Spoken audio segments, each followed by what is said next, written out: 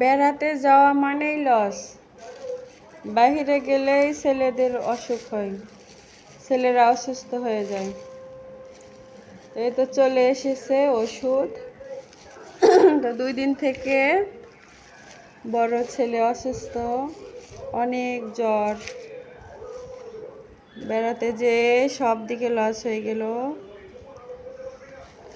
আর এই তো অ্যান্টিবায়োটিক, এটা ছাড়া তো ভালোই হবে না। আর অ্যান্টিবায়োটিকের সাথে গ্যাসেরটা তো থাকবেই। আর এটা তো কাশ সর্দির জন্য এটা তো দরকার পড়বেই, আর এটা তো লাগবেই।